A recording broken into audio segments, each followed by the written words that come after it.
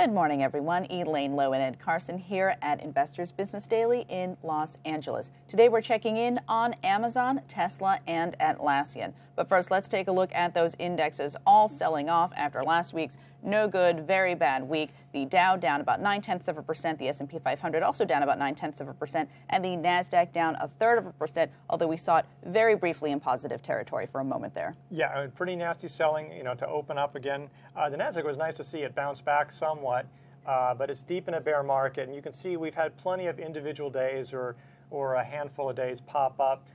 It doesn't mean a whole lot unless you really see sustained rally going. We haven't had anything like that. We're sort of due for a rebound of some sort. That doesn't mean it has to happen today. The S&P 500 almost got to a bear market at 19.5% at its lows. And we also saw not such a quiet weekend right before Christmas in terms of headlines. Powell, Mnuchin, Treasury Secretary Steven Mnuchin held calls with the major banks, assuring everyone that there is still ample liquidity, although that seems to have caused a little more consternation than reassurance for some. Yeah, it's sort of like answering a question that nobody really was asking. Nobody was worried that the banks had enough liquidity. The market was selling off, but it wasn't like this kind of seizing up financial crisis situation.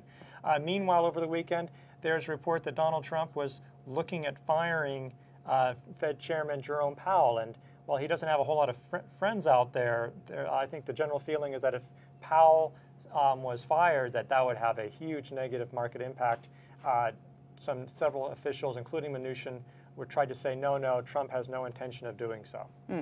And then looking at some individual names today, we have Amazon, that sell-off continuing, hitting a 10-month low, taking that stock back to February levels. And Amazon has largely been trading below its 50-day line since the sell-off started in October. And its 200-day line, its longer-term moving average, actually just crossed above its 50-day line for the first time last week since April 2016, generally a bearish sign. Yeah, and Amazon has been a long-time leader, and so to see that 200-day crossover just really shows, shows you how negative things have become.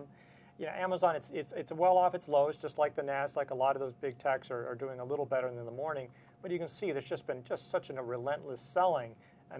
Again, one day wouldn't mean a whole lot for this stock. It's down sharply. E-commerce has had, there's concerns about those stocks, retail, big tech. Amazon is in the middle of all that, and so it's sort of a broken stock right now. And then moving on to EV maker Tesla, that name plunging below its 200-day moving average less than 2 weeks after breaking out. Elon Musk tweeting on Saturday that Tesla production should have all mid-range Model 3 orders delivered by the end of the year, and responding to a customer on Twitter who was worried that his Tesla wouldn't arrive by the end of the year and might miss out on that tax credit. Elon Musk has also assured everyone that Tesla will cover those missed tax credits for those customers who don't get their cars by the end of the year, because after January 1st, that gets cut from $7,500 to less than $3,800. Yeah, and that's a big deal. And meanwhile, Tesla also cut prices in China once again. Now, some of those price cuts have been because China lowered its tariffs, but this one seems to be more, might be a reflection of weaker demand. They didn't say why, but that's a concern. And both of those things together, the tax credit and this China move, that would pressure margins, which haven't been that great. But even setting aside, what the specific Tesla news is. Just look at Tesla's stock. This has actually happened with a lot of stocks. Tesla, it actually broke out just a few weeks ago, but man, it has just fallen sharply. It's like even if the stock is saying go, the market is just a giant red light. Stocks cannot generally overcome the market, especially when the market is selling this sharply. It's just not a good time to be buying any stocks. And Tesla has traditionally been a more volatile stock anyway. Absolutely. Okay, lastly, let's take a look at Atlassian, ticker is TEAM, T-E-A-M, nearing its 50-day moving average in a cup with handle, base with an 89.92 entry point. Now, this is one of those software stocks that has held up fairly well, although you never know what can happen. As you were saying, this is not necessarily an actionable market by any means, although it does have a relative strength rating of 97, and its relative strength line hit a new high on Friday. Yeah, and it might hit a new one today if it only falls like 1% or something.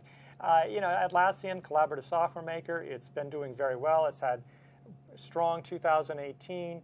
Yeah, it's holding up reasonably well, given how bad the market is. But, so this is definitely one to watch right now. But you don't know if it's going to look good at the end of this shortened day or next week, or when the market does turn around. You don't know if this one's actually going to be a leader. So keep an eye on this one for now, but don't be looking to buy this one, even if it does clear that buy point. That's right. And checking back in on the indexes, we have the Dow now down over 1%, the S&P 500 down 0.9%, and the Nasdaq down 0.2%.